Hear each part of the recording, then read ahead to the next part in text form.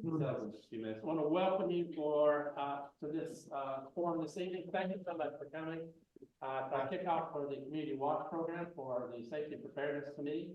And again, welcome. And I'm going to let Leanne come up and introduce our two guests and the speakers. Hi, I'm Leanne Winslow. I have the privilege of co-chairing the Safety and Preparedness Committee along with Ross Wilson.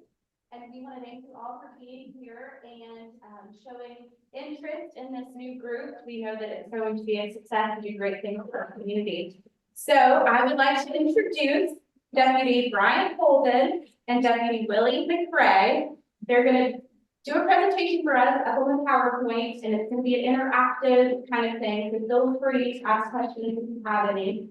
I do have a flyer and handout with just a few bullet points about this program, so you can grab them on your way out. And then, like I said, if you have any questions, feel free to speak up, raise your hand. So, thank you. Good evening. First and foremost, I just want to say thank you for y'all showing up. And of course, the ones tuning in. I'm Deputy Brian Holden with Brunswick County Sheriff's Office. This is my partner, Deputy Willie McRae.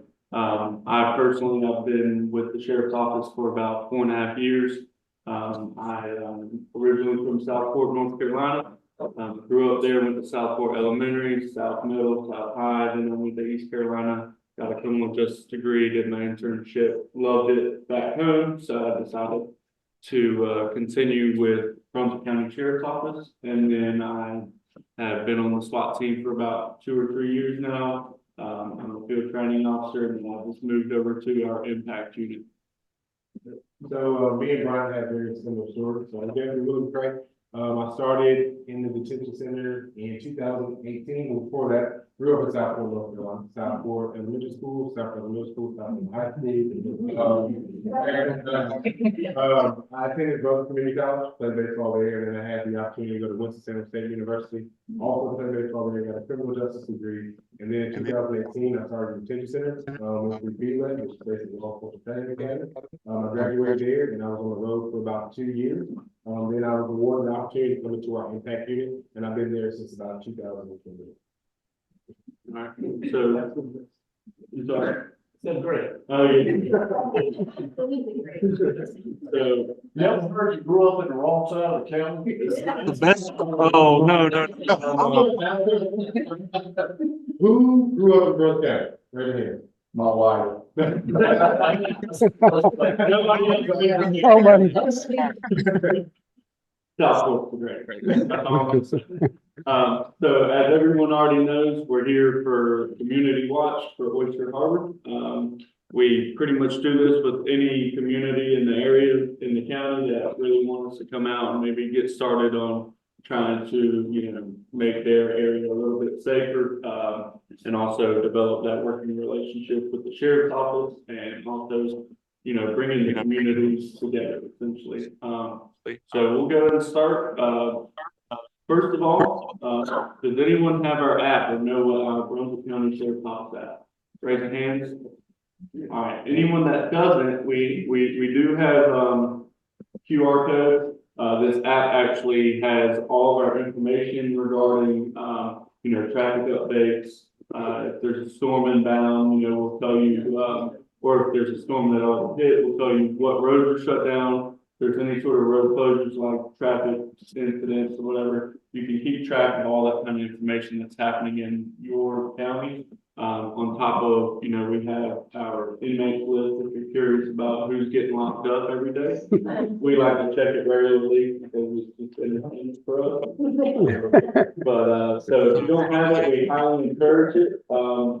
It really does keep you involved with us and what we're doing, what's going on in the county. And you can also submit anonymous tips on there as well. So that comes into what we're doing today. So by any chance you see something suspicious, traffic, drugs, or otherwise, you can submit a tip anonymously. It goes directly to the sheriff's phone, and the sheriff directs it to the certain division that it pertains to. All right, so to start, what is Community Watch? For most people, it's pretty self-explanatory, but it is a crime prevention program. Basically, it's to, like I said, bring everybody together to help deter some of the crime and even put a stop to it in a more efficient way by involving the sheriff's office and us coming out here and giving tips on how to do that sort of thing. So, like I explained before, it involves, the citizens protecting themselves and their property by using common sense crime prevention efforts and practices.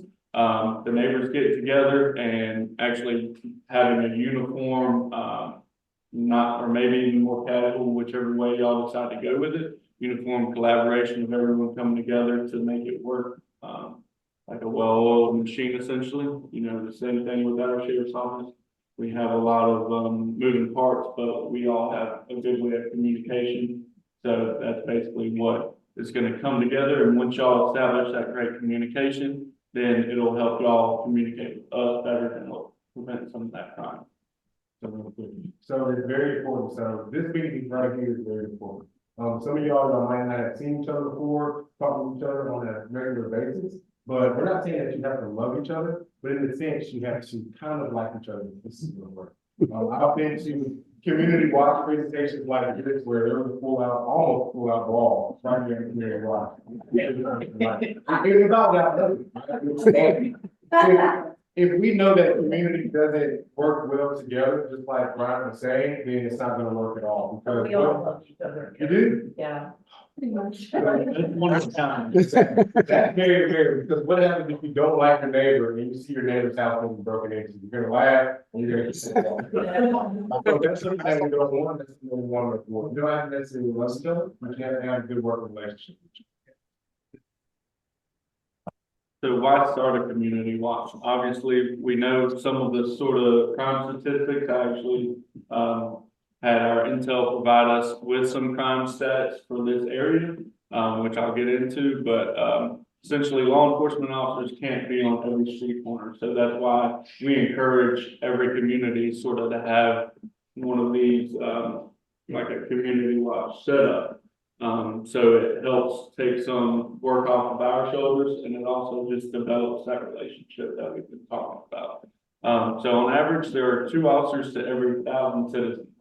The number of citizens is growing every day. Like we pointed out earlier, no one in here except for us grew up in Brunswick County, except for his. That just kind of shows you and goes to show how many people are coming in constantly. I want to say between New Hanover and Myrtle Beach, and that distance between there, we're probably the second fastest growing area in the country.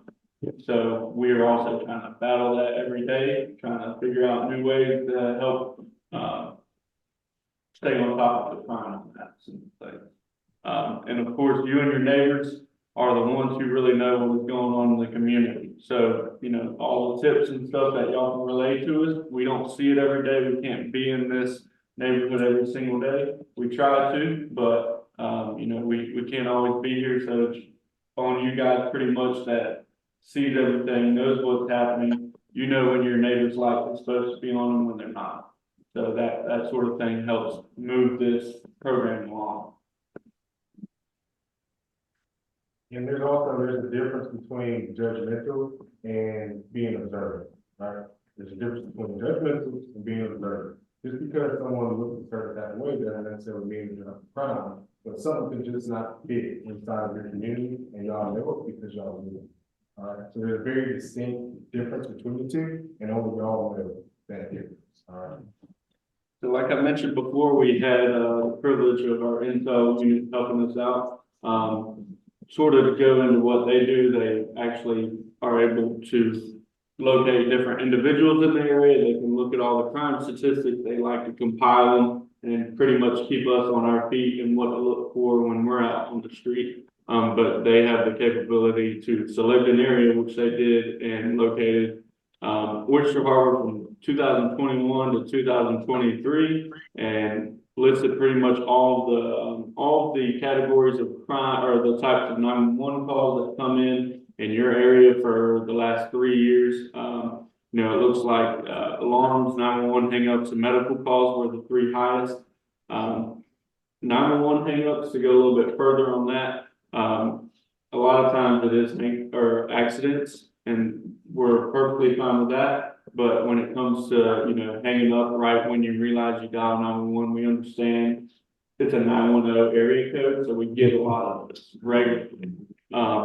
So whenever you do call 911 by accident, feel free to stay on the line. We encourage it because we don't have to assume anything worse than it actually is. And you can stay on there and explain to them it's just an accident, you know, it's a 911 account. So, that's one thing we're big on trying to promote. And then of course, our special checks, those aren't necessarily always 911 generated by y'all. It's us coming into the area a lot of times. We have our volunteers or maybe a deputy. And if you have, I'm not sure, how many in here are familiar with the Keep Check system? Anyone heard of it?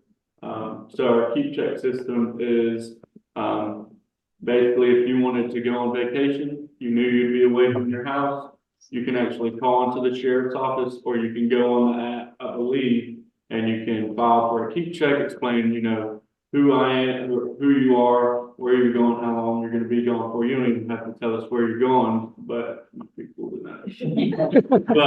But, anyway, so yeah, basically you can do that and come by day and night at our, you know, the best we can to check on your residents, and we'll check the door handles and all that kind of stuff to make sure, you know, nothing's left unsecured. And of course, if you leave your contact number on there, if there's something odd, we can call you, let you know what's going on. We can work with it. Well, please let us know when you're gonna come back, because I did want to meet you. It's 2 o'clock in the morning. I went around the back, I'm not sleeping in bed. Seriously, there. Got a quick question. 175 incidents in 2023. Are those individual calls, or could some of them be multiples in the same, multiple categories in the same, like a welfare check and a phone check or something at the same time? No. These are It would all be individual. generated as one. Okay, Now, I want to say it's how they close it out. So whatever they initiated the call as, it might have initiated as, say, a 911 hang up. And then somehow they got back on the line, realized it's a welfare check, and they changed it to that. So it would still probably generate as a 911 hang up to start. That's a good question. So here's a little bit more statistics where you can kind of see, I don't know how well you can see what's set up there, but you know, looks like 2021, I believe when we had our meeting, y'all mentioned you might have had quite a bit of break-ins in cars. So that's maybe why you see the spike in some of those written reports, which is what that would have been a day, you know, maybe the morning after you probably called, realized someone got your call. And then this is the map of basically where all the calls are generated from. That red spot would be your pretty much right here at the gate. A lot of times we will generate calls that get generated. The address that may pop up may be right here for us. So that just kind of shows you where most of the calls are.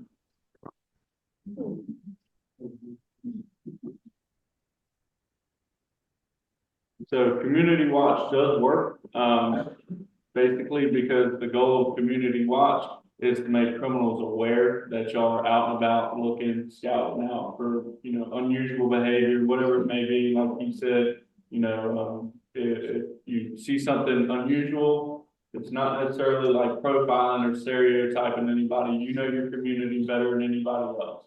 So, you know, just using that kind of information and being aware of what's going on in your surroundings and at your community, that's basically what's going to make the entire watch flow well with working with us and making sure you can deter that crime.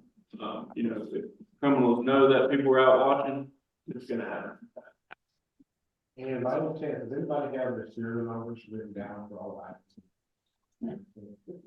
All of them? All of them. That's not bad whatsoever. So TVs, laptops, I mean, really anything with a serial number. Try to write that down just in case anything happens. Someone comes to your house, loses your stuff. We come out there to take a report. I mean, a black Dell computer, there's a lot of black Dell computers, especially at the pawn shop. That's probably the first place you're gonna go to try to get some money. Now, we have that serial number for that laptop. There's a system with a pawn shop where we can put that in as stolen, and as soon as it either comes in, it'll flag, and it'll immediately let us know the pawn shop has to take IDs for that they can too. So we can build our case, but better we can possibly get your items back. So if you don't already, please get your high price items, serial number, and write those down. Question? Rather than writing them down, just cell phone. Oh, yeah, as long as you have them all in order. The crowd, is someone tuning in pretty much right now? Okay, what was your name? I'm sorry. Bob Wilson. Mr. Bob Wilson was asking if you had to write everything down. You don't have to write everything down. You can take pictures of whatever serial number it is. It is the same thing with my patrol number. So, Thank you. how to start a community watch. Obviously, we've gotten pretty far down the list on here, but essentially you contact us, your sheriff's office, your police department, different communities fall in different jurisdictions. Y'all fall in the Brunswick County Sheriff's Office jurisdiction, so we're here, we're the crime prevention officers. You'll schedule a meeting with your neighbors. We've had 3, I want to say, meetings prior to this already, sit down, just kind of going over some things, some groundwork. And then of course, inviting us out to come and do our presentation and kind of give you guys all the tips that y'all need to, have a well-oiled, machine working, so contact every resident. I see that's a good crowd. That's honestly the best thing you could ask for is people actually wanting to join in, because that's what's going to make it work. Having enough people and enough people you can trust, and will put in the work, help make things happen. And then of course, hold regular meetings. Even for our road patrol, they may go all 4 days without seeing the guy in the north end, and you got a guy working in the south end of the county.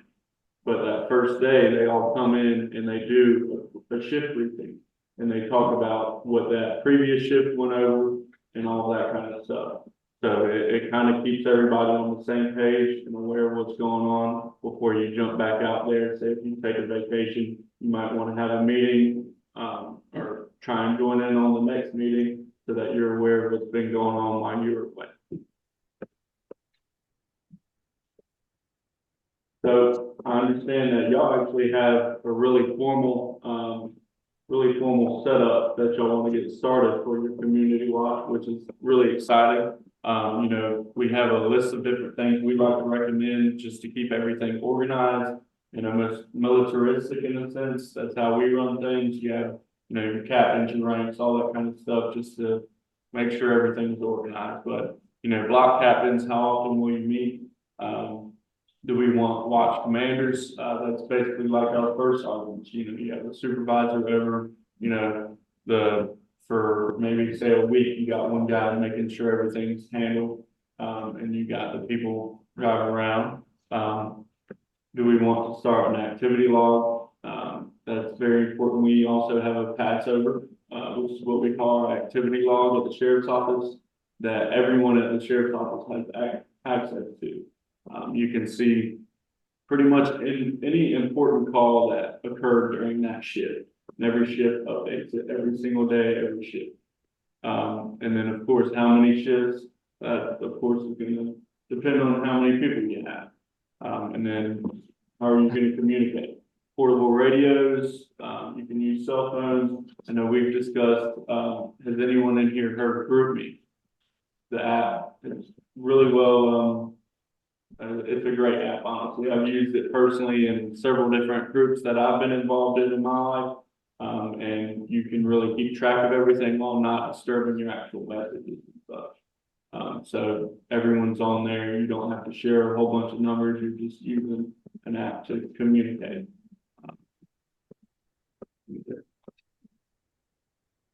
All right. Responsibilities as a watch member, being alert. So when you're out and about, you do have to understand if we're going to be looking for crime, it might come find you too. So you have to be safe. You have to understand that things can sneak up on you, it's always good to make sure you're paying attention to everything. Willie always gets his feel about when him and his wife that go out to eat, where do you sit? Back to the wall. So, a little backstory here. So, one of me and my wife's very first dates, we went out and she was a cop before I was, so she always said she was my superior officer. And all. So we were sitting there and she was like scanning the room, right? And I wasn't a cop yet, I was in the academy. And she was scanning the room, she was engaged in a conversation, but she was just looking around. I'm like, this woman really doesn't like me. But until I got to law enforcement, I kind of realized that she was just being alert and aware the entire time that we were out. And now we both do that. Like we're engaged in a conversation, we're talking to each other, but we're still looking to see what our interests are, who's out there, who looks suspicious, why is that guy doing what he's doing since then? And we like have eye contact and look over there. Right, that's so stupid. But it's all about being aware and being alert to your surroundings the entire time. Especially out here, if y'all will be doing it at night, that's dangerous.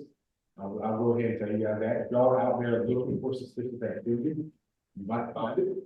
And what are you gonna do about it when you do find it? That's the most important part. Not put yourself in harm's way whatsoever. The only time you shouldn't be alert is when you see it. That's the rule we use. But, so also know your neighbors, watch out for each other.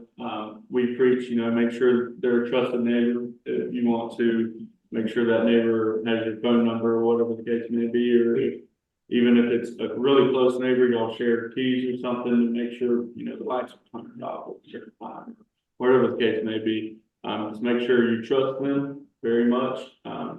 We come across people that, we take reports, well, I thought so-and-so, I trusted them. It turns out you can't really trust them, but it's a good thing to make sure you have that well-connected trust with your neighbor or whoever it may be. Report the suspicious activities and crime.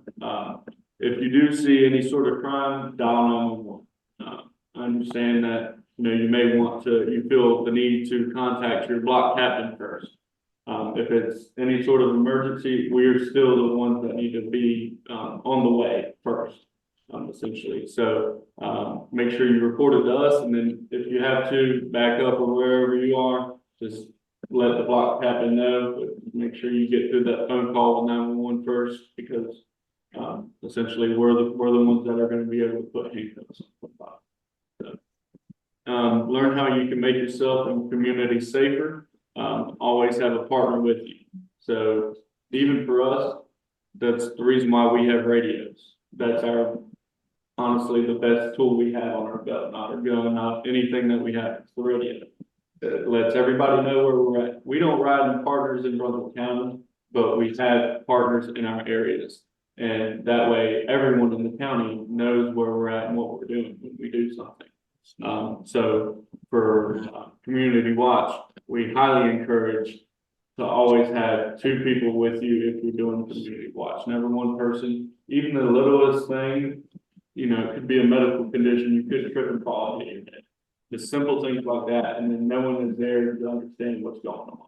And then there's a longer delay that needs to be. Someone might need medical assistance, and you don't even think about it because you're out there looking to help other people, but you're not really paying attention to your own self. So that's, like you said, paramount to be safe at all times. And like I said, safety, do not put yourself in harm's way.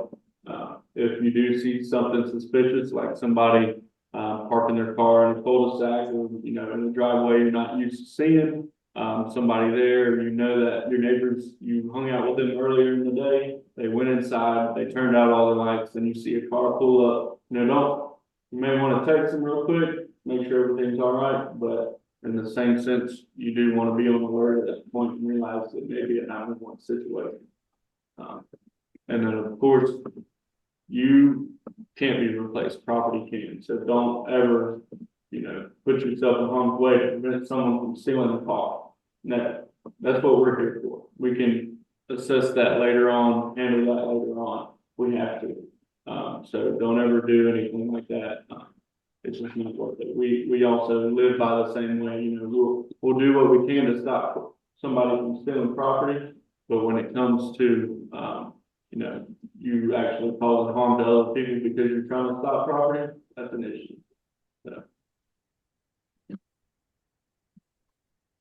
How do I know what to look for? We'll talk about that a little bit. Yeah, so you always look for something that just doesn't look right. So like I said before, knowing the difference between being prejudiced and being observant, because you are the ones that are in your area. So we love those neighbors. Okay, Rose County Sheriff's Office loves those neighbors. We love that one lady that goes outside in the morning at 7 o'clock and drinks her coffee and just sits on the porch and watches. Because she knows everybody's business. And she knows who's gonna be where and what time, who shouldn't be there. Okay, that's his niece, I remember, you know. She's probably gonna be the person to call 911. We love people like that. I'm not saying being those are neighbors, but when you're out and about, you see something that just does not sit right, call 911. Call 911, right? So a little bit about the sheriff's office. We are a very, very aggressive sheriff's office, okay? Criminals hate coming to Brother. I'll put it to you plain and simple. They can't stand it because they know they're gonna get caught. We will do whatever we can to make sure the life and well-being of the citizens of Brunswick County are just, you know, taken care of 100%. So if you look at all these school shootings, all these mass shootings that are happening around the world, and we get reports and we see that cops are just standing by and just kind of watching it happen in a sense, I will tell you that will not happen in Brunswick County because we all know that, you know, we'll be fired the next day because our sheriff is above that whatsoever. We wear bulletproof vests for a reason. And I mean, if you push on the shove, I will use my bulletproof vest. We will put ourselves in between the bad guy and y'all, 100%. And that's how your sheriff's office is. So I will tell you guys, if you see something, anything that just does not look right, trust and believe will come. It might not be a sheriff's office deputy, it might be a Holden Beach police officer, it might be a Charlotte police officer, but trust and believe somebody's coming, and somebody's coming just as fast as they can. All right? To piggyback a little bit on that too, our road patrol lieutenant loves to preach, if, you know, you see somebody driving a riot, that could be that one puzzle piece out of 100 that we need to solve even larger crime. So even if it's as simple as somebody's not driving straight down the road or speeding ridiculously, you know, it could be a stolen vehicle. There could be somebody with a person in the backseat that shouldn't be in the backseat. It could be somebody that just shot somebody down the road. So anything of that nature, you know, like he said, nosy neighbors, call. Feel free, please. Do you recommend to call 911 in that case, or in the past I've called Star HP if I saw like a driver that was. That, honestly, I will never discourage you from calling 911, but Star HP is gonna give you law enforcement to do. That's highway patrol for the. So real quick about highway patrol. So her question was if she sees somebody driving a riot because she's called 911 or Star HP. So with Star HP, that is highway patrol, but there's only 1, 2, or 3 highway patrols in the whole entire county. They handle our arrests in the entire county. So you will have at least during the day, during the weekday, we have probably about 30 days out and out at a time. So call 911, and then if we can't get to it, and if our dispatchers know that we can't get to it, then we'll go ahead and let highway patrol know, and the highway patrol will dispatch their troopers. So if you call 911, we're already coming, but if you call HP, Star HP, they won't let us know. If that makes sense. Okay, got it. And a lot of times, the highway patrolmen, the ones I know, will actually, they'll be scanning on our radio. We all have capabilities on our radios to listen to all the other channels going on. So they can listen and same things that we are, and they'll, you know, what we call check the wreck on a wreck and cancel us if it's something that's simple and they're close by, they're already listening to what we're listening to. So when you call, they can hear it too. What kind of activities should I be on the lookout for? So anyone screaming for help, that's pretty obvious, you know, yelling fire, that kind of thing. Someone looking in windows in houses, you know, people peeping, and, you know, even when we arrest somebody, you know, when we do fingerprints on someone, we get the side of their hand like this, like their knife hand, and we'll have the print from their hands also on our database for the people that look into windows and such, we can look into that. Property being taken out of houses when no one is home. The same thing goes back when I talked about you know, neighbors, nosy neighbors. You have a best friend that lives across the street from you. You know when they're not going to be home. Just keeping your eyes peeled for that kind of thing. Vehicles moving slowly with no apparent destination or any lights on. You know, we have a term in law enforcement, we call it like a hinky. It's when it just doesn't feel right. We like to say it's right before we actually have a reason to stop somebody. It's a gut feeling. So, you know, whenever you see somebody driving around here with no lights on in the dark, I mean, that kind of raises your hair on the back of your neck. Something is up to no good. And then of course, a stranger sitting in a car, stop to talk to children. Of course, we don't play about that. Not at all in Public County. And so if you do see anything like that, please call us. We'll be in a hurry. And then report these incidents to 911 immediately. Anything that you obviously know is a crime or you feel like is afoot that's in our literature for law is you feel like a crime is afoot, that's reason for us to at least stop somebody if we can also observe the same thing. So if you feel like something is about to happen, you don't have to wait for it to happen. Feel free to call. We'll come and try and do our best to investigate the situation before something happens. Like I spoke before, it's a good thing that we have a community watch in an area because we can't be everywhere. How should you report these incidents? So when you call 911, you're going to be given a direct line to our dispatchers who are hired through the sheriff's office. And they have capabilities to reach out to EMS, fire, and all law enforcement agencies in the county. And also state agencies and such. It's not just limited to us. So the first thing they're probably going to ask you is, what is your address? Because we got to know where we're going. You know, they can tell us what the problem is on the way there, but we would rather not hear the story of what's going on and then wait until an address is given. Now we can start headed to you. So the biggest thing is just to remain calm and clear and concise with your address so they understand the first thing they can put in there. Then your name, and then of course, as they go through their questions, they have a routine question they're going to go through.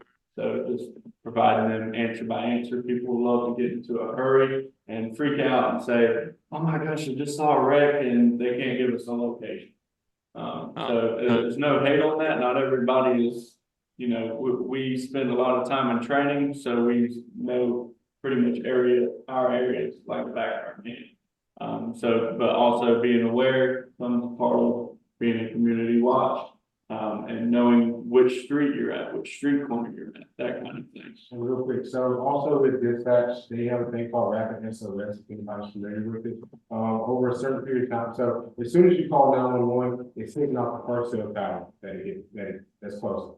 And as the seconds go by, it's getting accurate location of your address, where that phone is. So even if you call 911, you're not able to speak, let's say it's a very dire situation where the suspect is right there, and you say a word, even if you breathe heavy, they're gonna know you're in there, you can remain quiet, and they can still get an pretty accurate location within some meters as well. You can also text the 911. That's not as accurate. We can't get a location off of that. You have to tell us your address in there, but if you're not able to speak, you can also text 911. You will get text messages back from the dispatcher. That's kind of why our dispatchers don't like it that much, because it's kind of like texting back and forth in an emergency situation, but it's also available. I would say another good thing is to keep the phone line open. You know, if it's something you can't speak, put it on the ground where you have your hands ready just in case you have to protect yourself. Put it down on the ground, put it on something. They're listening. They're going to be here. If somebody's yelling at you and it sounds like a fight's about to happen, they're telling us on the way the fight's about to happen. So we kind of can gauge the situation of how fast do we need to go, essentially. And also make sure in these types of situations, they're going to be very, very stressful. Hopefully nobody has to go through this, but if it's an emergency situation, your blood's going to be going, your head's going to be racing. Make sure you calm yourself. Breathe.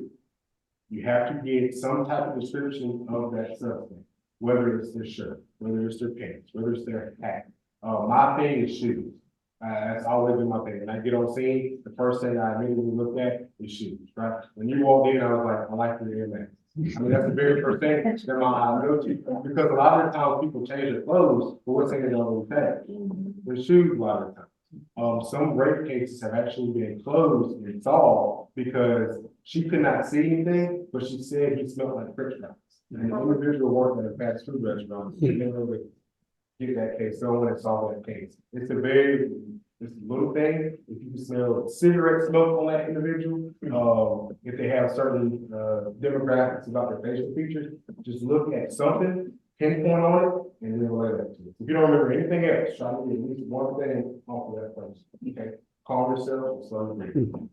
Same thing goes with a vehicle as well. You know, you may not be able to read the license plate, but can you tell which state it is?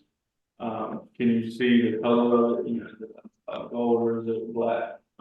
What sticker does it have on it? A lot of people don't have the same exact stickers in the same location. So, you know, somebody might have a little Star Wars sticker in the bottom right. That could be the dead giveaway for, yeah, that's it.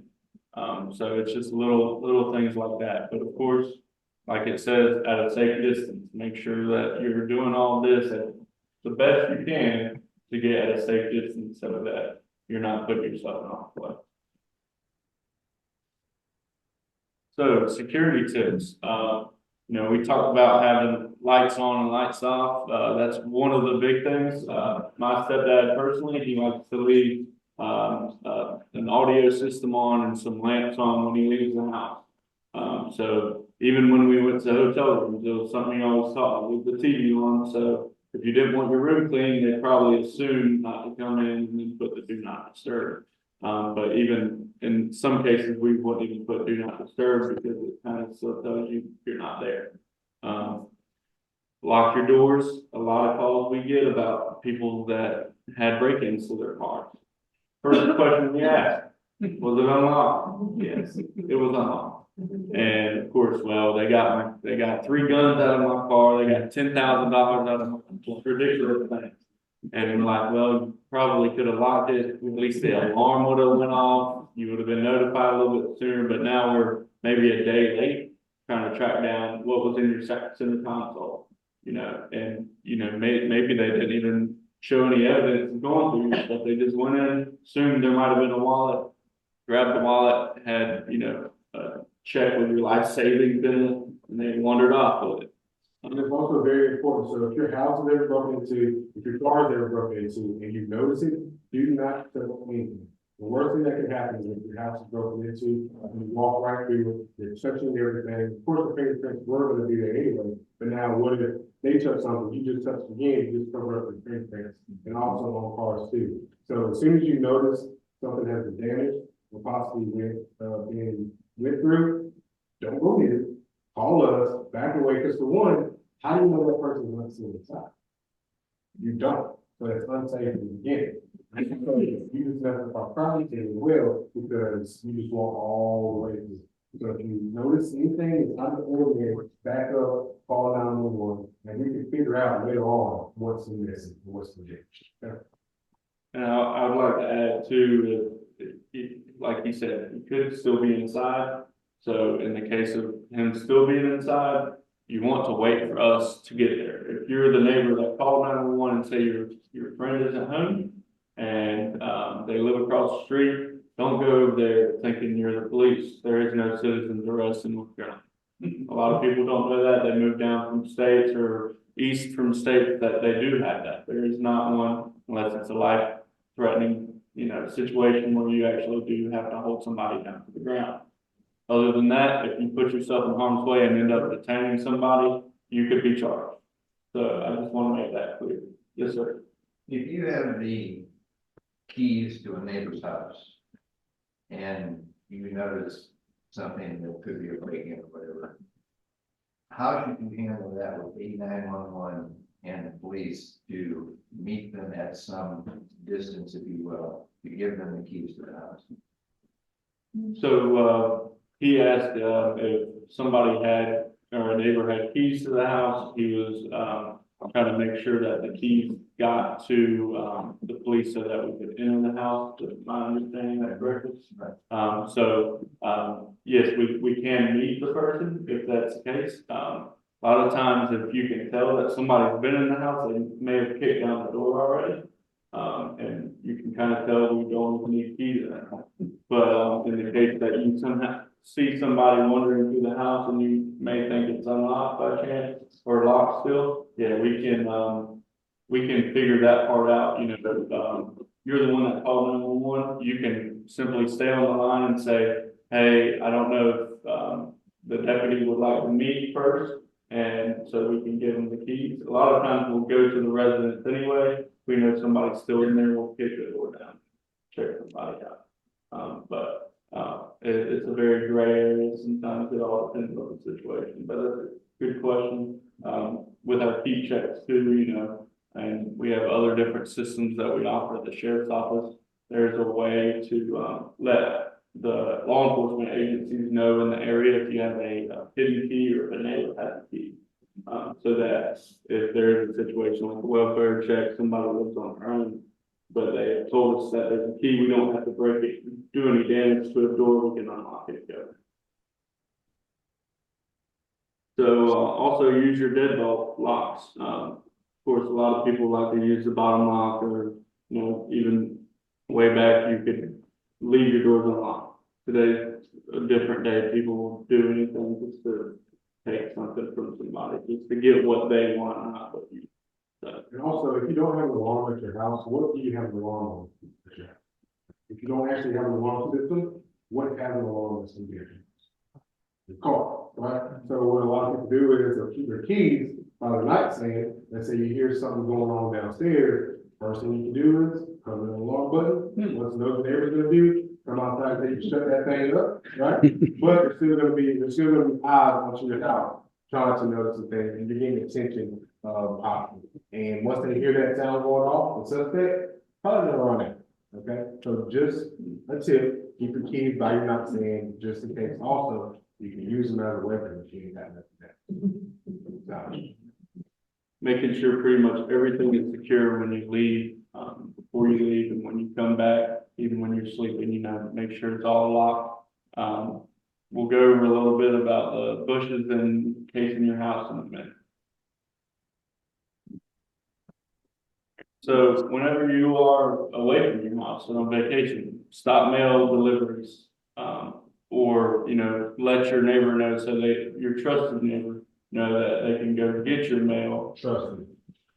So that you can get your mail, because what does it look like if the mail is piled up in the mailbox?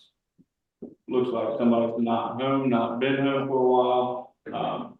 So people will use that to their advantage to understand, you know, this could be an easy take, you know, we can go in, take a TV and be out. And there's also, there can also issues with, whenever you stop your mail, the mail person would work with some criminals and tell them, hey, the person stopped the mail, they're not gonna be home, it would be a great house hit, and it would never fall back in the. There's no cases of that in Public County to my knowledge, but it has happened in the United States. So be careful of that, be very careful. Because I mean, you don't know who's looking at those records of you not doing them. Okay, so just be mindful. If you got a loud dog too, that works. A lot of people have those, and sometimes we even get calls about them for being too noisy, but sometimes it's not a bad thing either. It's having a noisy dog or a rambunctious one, so they are a great alarm system in the same sense. Limit yourself to becoming a victim, you know, if you're walking up to your car or anything like that, at night, just understanding you maybe want to have your keys out before you get to it. You don't want to be fumbling in your purse, you're looking down, not realizing where you're at. Maybe it's Walmart or wherever you've been shopping at. They know you probably have some sort of money on you because that's a place where you got to buy stuff. And then now you're fumbling around and you're just not prepared. So like we said before, making sure you're aware and staying alert at all times, especially in public. Keeping like car keys in between your fingers, whatever, just understanding all the different things you can use to your advantage in case that situation arises. And the ones that are new to Boulder County, new to North Carolina, in the South, there's two things we love in the South, our Bibles and our brothers.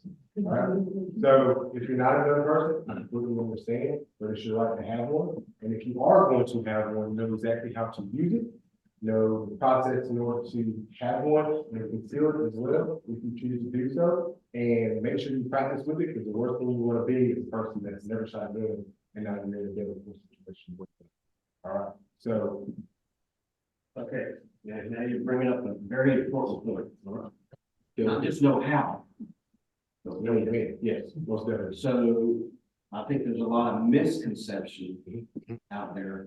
So what are our force protection? That's I'm the wrong guy. So what are my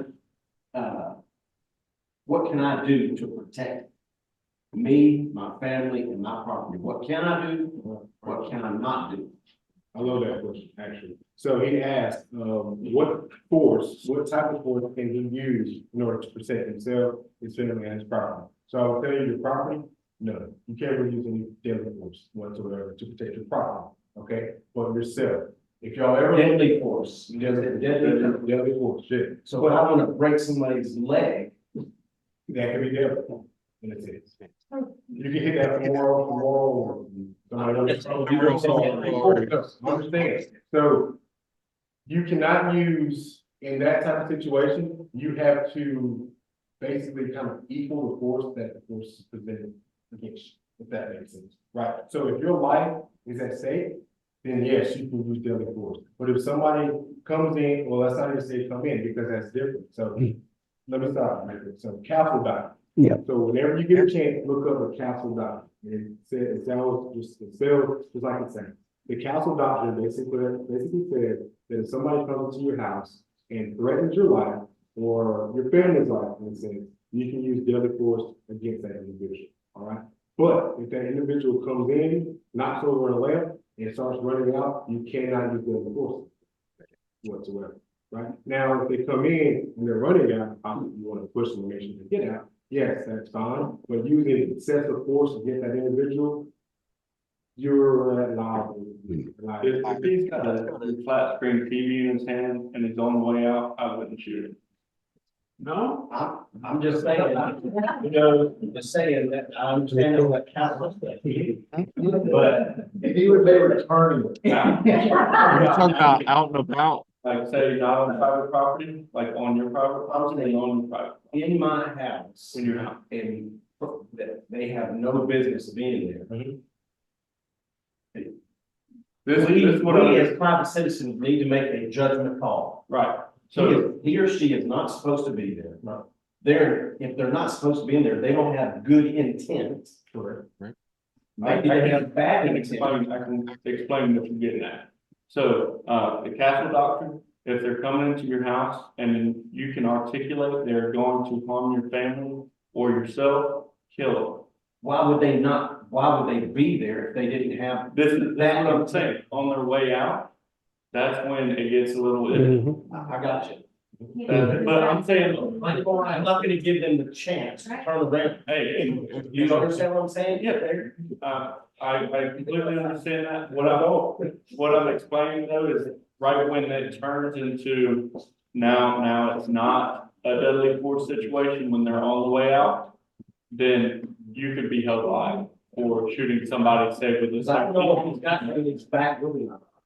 I don't know what he's got. We understand, but there's a line that as soon as your life is not in danger, that's when that force goes. Because in a sense, they're trying to get away from you, and in the eyes of the law, now you're the aggressor going after. So, It's a good question. we get that a lot because in Florida, I believe, there's no standard ground law. If somebody comes in or up north, you have to run out the door. I'm not doing that. I'm staying inside my house. I'm going to stay home. Right? But there's a line that I cannot cross like everything else. The answer, Yeah, I'm not asking for me because I'm the one I'm doing. Yeah, no, I understand. I'm saying, but just know there's gonna be liabilities afterwards, which you probably wouldn't care about.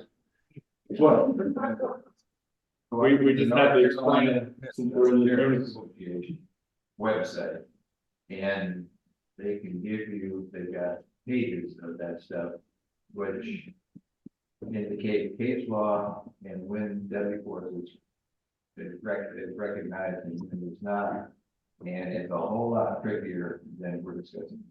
And if you're all concerned, you take a concealed carry course, because you'll spend 5 hours going through It's what you, 8 hours, I think. well, Yeah. some hours at the range and some hours in the Yeah. classroom, but you're gonna learn exactly what you can and cannot do. Where I learned a lot of, I got my field before I started this.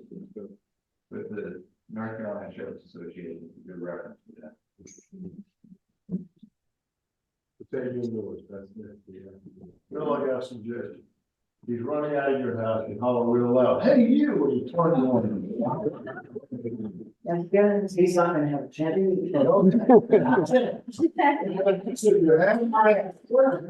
Most people just in the water, just came in the water houses.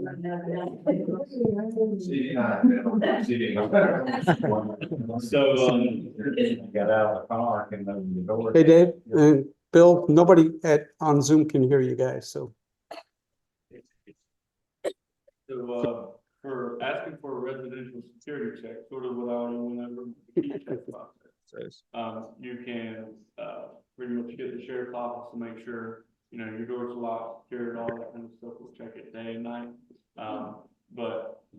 We have these pictures up here to pretty much just show everyone here what it should look like and what it shouldn't look like. We talk about, when's the last time you cased your house? That kind of thing, you know, are the shrubs too high? Is that a place someone could hide behind when you're walking up to the porch? When you're getting the keys out and you're putting the key in the lock and somebody's hiding behind the door and they jump on your back, now they have access to your residence. And if they have a gun and they want to do away with you immediately, they've got that jump on you. But so just different things. Do you have lights on your house? That kind of thing. Are they exterior and interior? Are there cameras? All that kind of thing. When's the last time you checked all of your windows and make sure they're locked? You know, you have maybe visitors come over. They might have got hot in the night, cracked a window, and you didn't realize it and you forgot to shut it. No harm, no foul, but just a good thing to keep in mind. You know, something might be unsecure that you don't even think about. Somebody could get into that door or that window. Myself and Brian will actually come out and check the house too. We will do a residential check and we will act like criminals in a sense and see what weaknesses your house and your property. We do that completely free. Yes. Quick question, if you have an alarm system, is this useful as well to have a key check, you know? Yeah, because we've never done it. It's up to you. So he asked, if you have an alarm system, is it necessary to do a key check? Or security, whatever you want to call it, any sort of check for the sheriff's office.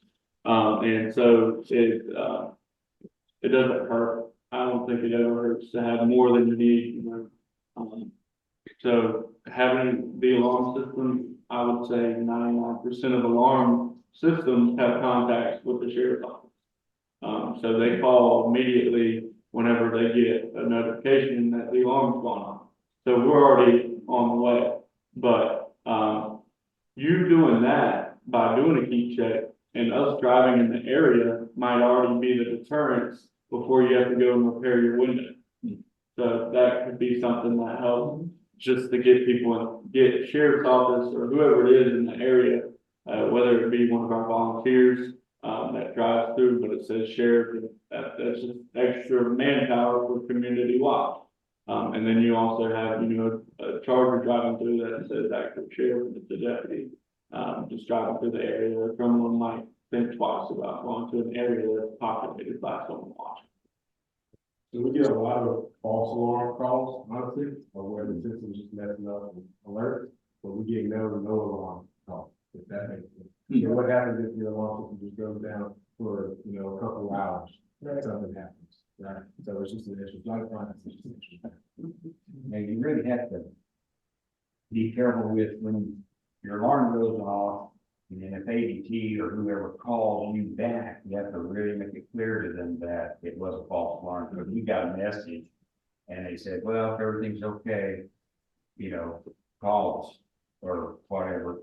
We didn't call them, you got showed up about 20 minutes later. Think about this too, ask your alarm company if you can implement a false code. So what happens if you follow home, somebody takes you inside the house, and puts in the code. Puts in a false code, you punch it in and it does a silent alarm. Alarm companies have this.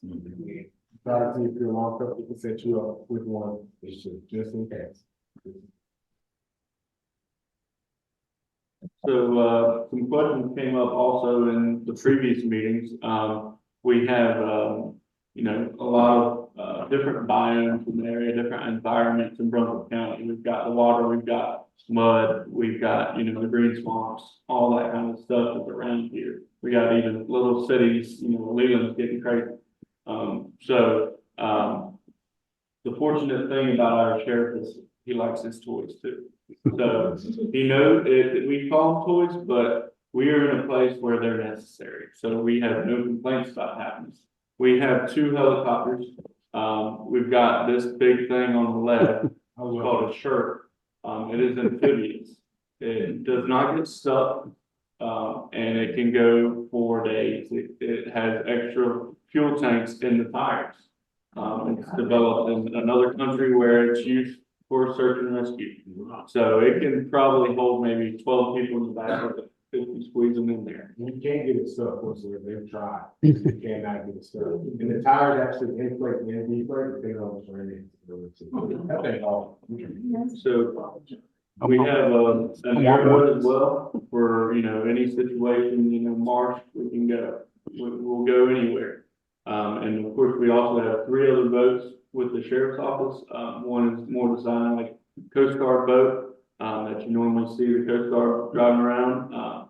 We've got a center console, just a casual boat one. If any of y'all been on the water, you've probably seen it. And then we also have just a bit smaller of a boat as well that doesn't see much daylight, but it gets used to make sure it's still working here and there. And 2 jet skis, yeah. Well, we contract with that, they're not officially ours, but we get them during the summer.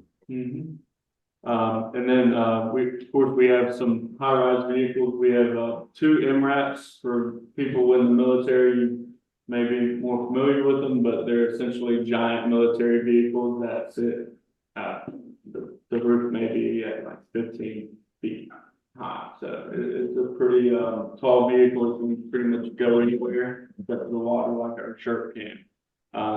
And then, of course, our mutual aid agreements in the entire counties, we work really well with all the other agencies, fire, EMS, everything is on our, well maintained within our dispatch center. So they're the ones talking to everybody, but we all have mutual aid agreements, which means that if we're busy on several other calls, like this area, so to speak, Holden Beach is around the corner, we can ask for them and they can come over and work just like we can. And they have all the same duties. They may be out of their jurisdiction, but because we have invited them over and we have a mutual aid agreement, they have the same abilities that we do when they come over. So we're never short on and then I'll leave y'all with the, always remember to be safe, be lawful, and be professional. If there's an emergency, call 911. Property can be replaced, you cannot. There's no citizens arrest in North Carolina, like I said, first responders are on the way. And then, of course, whenever we get there, we don't know who everyone is when we get there. You know, it could even be, there's stories of undercover cops that get shot by uniform, and because they weren't listening to commands, some officers have actually been killed because of situations. Whenever a uniform officer gets here, they have command of that location. So same thing goes for any citizens that call. You may be the good guy, you may have already shot the guy, and he's down on the ground. Put the gun on the ground, unload it, and maybe even a little bit away from you, so we don't have to be in another situation where we have a gun drawn because you're just so excited or because you know you're the good guy, but we don't know that. So it can be another deadly force situation that occurs for no good reason. And the next step that y'all take right after this meeting is gonna be the most important. So we see a lot of communities, they do this community watch presentations, they have us come out and say it's gonna be impactful to the community, a whole bunch of good stuff, and then they don't do anything more. So you guys taking this first initial step is very important, but it's also important to keep it going as well. And I really feel like y'all will do that, but y'all have to make that initiative that if you really want this to be impactful and positive and progressive, you have to keep it going. Keep on having these meetings, having an organization, and having a good organizational structure, and just be there for each other. Any questions? Any questions?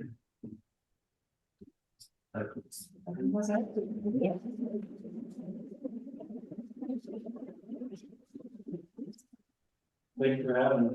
Yes, thank you, guys. Thank you very much. Any votes and questions on anything? That one I asked, One? we had 3 folks on Zoom, but no questions were given. Thank you so much. Thank you.